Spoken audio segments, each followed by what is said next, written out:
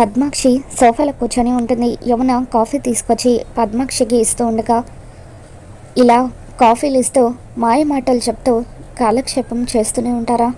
నా కూతురు జీవితాన్ని ఏం చేద్దాం అనుకుంటున్నారు అని చెప్పి ప్రశ్నిస్తూ ఉండడంతో అప్పుడు యమున, నువ్వు ఏ విషయం గురించి మాట్లాడుతున్నా వద్దునా అని చెప్పి అంటూ ఉంటుంది. తల్లి కొడుకులిద్దరూ నేను ఏ విషయం గురించి అడుగుతున్నానో తెలియనట్టుగా బాగానే యాక్టింగ్ చేస్తున్నారు. నేను అడుగుతుంది నా కూతురు సహస్రకి విహారికి ఎప్పుడు పెళ్లి చేస్తావని.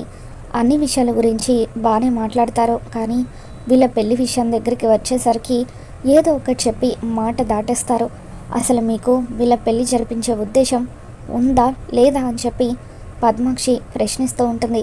అదేంటి వదిన అలా అంటావో? వాళ్ళ పెళ్లి జరగాలని నేను మాత్రం కోరుకోవడం లేదా?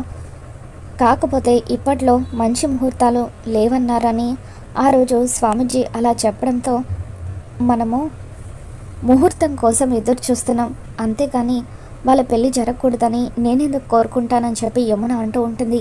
ఈ మాట అనడమే కానీ చేసేది లేదు, ఏం లేదు. నీ కొడుకు విహారి ఆ రోజు నా ఇంటికి వచ్చి నన్ను బతిమలాడి నా కూతుర్ని పెళ్లి చేసుకుంటానని, రెండు కుటుంబాలు ఒకటవ్వాలని బలవంతంగా ఈ ఇంటికి తీసుకొని వచ్చాడు. ఆ రోజు నుండి ఈ రోజు వరకు ఎప్పుడెప్పుడు వీళ్ళకు పెళ్ళి జరుగుతుందా అని చెప్పి నేను ఎదురు చూస్తూనే ఉన్నాను. నా కూతురు కూడా నీ కొడుకు మీదే ప్రాణాలు పెట్టుకొని మరీ బతుకుతుంది, కానీ మిమ్మల్ని చూస్తూ ఉంటే అసలు పెళ్లి టాపికే తీసుకురావడం లేదు అని చెప్పి పద్మాక్షి అంటూ ఉంటుంది. చెప్పు విహారి, అసలు నీకు నా కూతుర్ని పెళ్లి చేసుకునే ఉద్దేశం ఉందా లేదా అని చెప్పి పద్మాక్షి నిలదీస్తూ ఉంటే విహారి ఏమీ మాట్లాడకుండా మౌనంగా ఉండిపోతాడు. ఈ తల్లి కొడుకులిద్దరూ ఇలాగ చేస్తారని నాకు ముందే తెలుసు. 10 సహస్ర వీళ్ళు ఏం మాట్లాడినప్పుడు మనం ఎందుకు ఇంకా ఇక్కడ ఉండడం? ఒక మంచి సంబంధం చూసి నీకు పెళ్లి చేస్తాను అని పద్మాక్షి అంటూ ఉంటుంది. ఇక అలా సహస్రాన్ని లాక్కెళ్ళిపోతూ ఉండడంతో యమున, ఆగు వదిన, దయచేసి తొందరపడద్దు అని చెప్పి ఆపడానికి ప్రయత్నిస్తూ ఉంటుంది. ఇక్కడ ఉండడం వల్ల ఏమైనా ఉపయోగం ఉందా? ఉందంటే చెప్పు. నువ్వు మాట్లాడడమే కానీ నీ కొడుకు ఏమీ మాట్లాడడం లేదు అని చెప్పి పద్మాక్షి అంటూ ఉంటే, అత్తయ్య నాకు కొంచెం టైం ఇవ్వు, అన్ని సమస్యలకు పరిష్కారం దొరుకుతుంది అని చెప్పి విహారి అంటూ ఉంటాడు. లేదు విహారి, నాలో సహనం చచ్చిపోయింది, ఇక ఒక్క క్షణం కూడా నా కూతుర్ని ఇక్కడ ఉండనివ్వను అని చెప్పి పద్మాక్షి అలా తీసుకెళ్ళిపోతూ ఉంటే ఇంతలో కాదంబరి తన భర్త ఇద్దరు కూడా మహాకుంభమేళ నుండి ఇంటికి తిరిగి వస్తారు. అమ్మ పద్మాక్షి, ఏమైందమ్మా, ఎక్కడికి వెళ్ళిపోతున్నావు అని చెప్పి కాదంబరి అడుగుతుంటే, అమ్మ విహారికి సహస్రకు పెళ్ళి జరగదని నాకు అర్థమైపోయింది, అందుకే ఈ ఇల్లు విడిచి వెళ్ళిపోవాలని నిర్ణయించుకున్నాను అని చెప్పి అలా సహస్రాన్ని తీసుకెళ్ళిపోతూ ఉంటే, నువ్వు ఉండమ్మా నేను మాట్లాడతాను అని చెప్పి, రే విహారి, పద్మాక్షి అడుగుతున్న దానికి సమాధానం చెప్పు, సహస్రని పెళ్లి చేసుకునే ఉద్దేశం నీకు ఉందా లేదా అని అంటూ ఉంటే, నానమ్మ నాకు కొంచెం టైం ఇవ్వు నానమ్మ అని చెప్పి విహారి అంటూ ఉంటాడు. ఎందుకురా టైం? ఎందుకు నువ్వు టైం అడుగుతున్నావు? మర్యాదగా మీ అమ్మ మీద ఒట్టు వేసి నిజం చెప్పు, సహస్రాన్ని పెళ్లి చేసుకుంటావా లేదా అని చెప్పి కాదంబరి అడుగుతూ ఉంటుంది. ఇక అలా యమునని ముందుకు లాక్కొచ్చి యమున మీద ఒట్టు వేసి నిజం చెప్పమని కాదంబరి అడుగుతూ ఉంటే విహారి ఎంతగానో కంగారు పడిపోతూ ఉంటాడు. అలా విహారి పెళ్లి చేసుకుంటానని చెప్పకపోవడంతో, చూసావా అమ్మ, వాళ్ళ అమ్మ మీద ఒట్టు వేయమనేసరికి నిజం బయటపడింది. వాడికి అసలు పెళ్లి చేసుకునే ఉద్దేశమే లేదు, అందుకే మాట ఇవ్వడం లేదు అని చెప్పి పద్మాక్షి అంటూ ఉంటుంది. ఇక దాంతో కాదంబరి, రే విహారి, మర్యాదగా నిజం చెప్పు, లేకపోతే మీ నానమ్మ ఇక్కడే చచ్చిపోతుంది అని కాదంబరి విహారిని నిలదీస్తూ ఉంటుంది. ఇక లక్ష్మి కూడా ఎంతగానో కంగారు పడిపోతూ ఉంటుంది. పాపం విహారి గారు నిజం చెప్పలేక ఎంతగానో ఇబ్బంది పడుతున్నారు అని చెప్పి లక్ష్మి మనసులో అనుకుంటూ ఉంటుంది.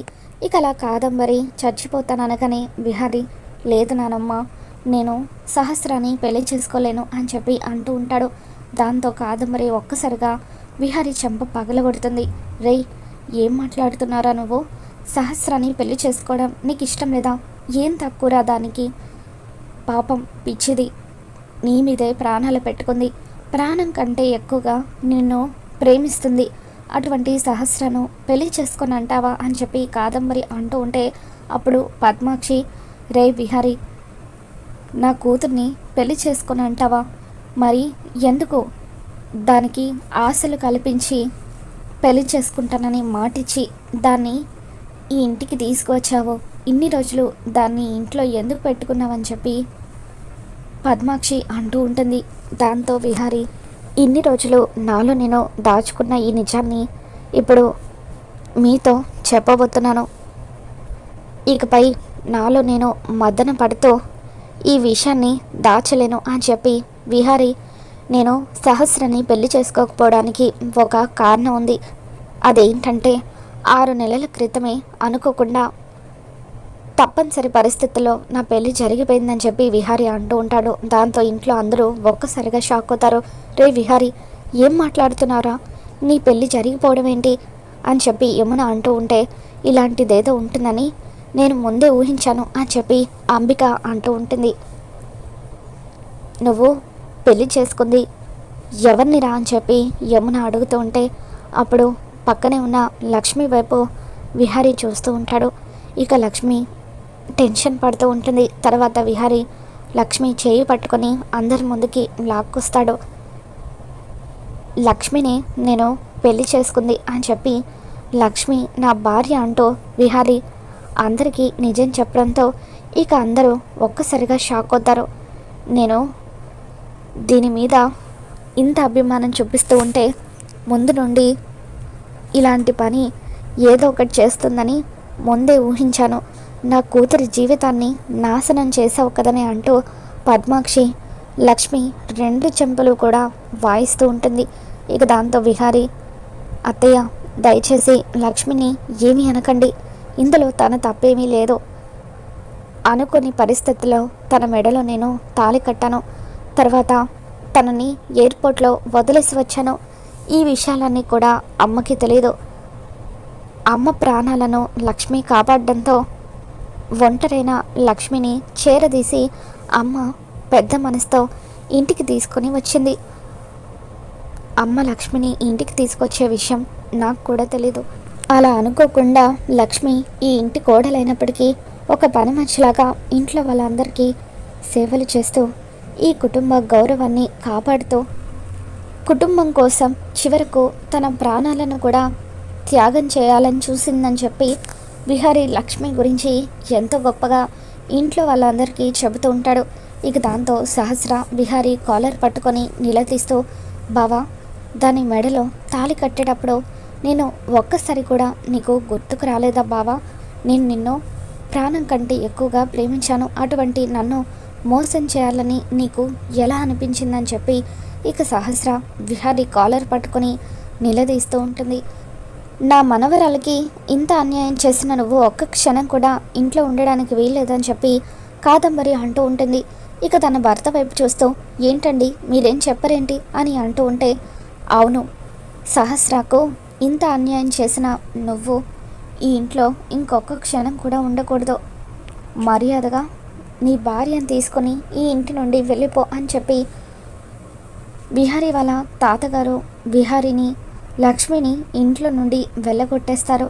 ఇక అలా ఇంట్లో అందరూ కలిసి విహారీని లక్ష్మిని వెళ్ళగొట్టడంతో అప్పుడు పద్మాక్షి యమున వైపు చూస్తూ, యమున, నువ్వు కూడా నీ కొడుకుతో పాటే వెళ్ళిపోవచ్చు అని చెప్పి అంటూ ఉంటే ఇక యమున కూడా ఎంతగానో బాధపడుతూ అలా కట్టుబట్టలతో విహారీ లక్ష్మీలతో కలిసి యమున కూడా ఇంట్లో నుండి బయటకు వెళ్ళిపోతుంది.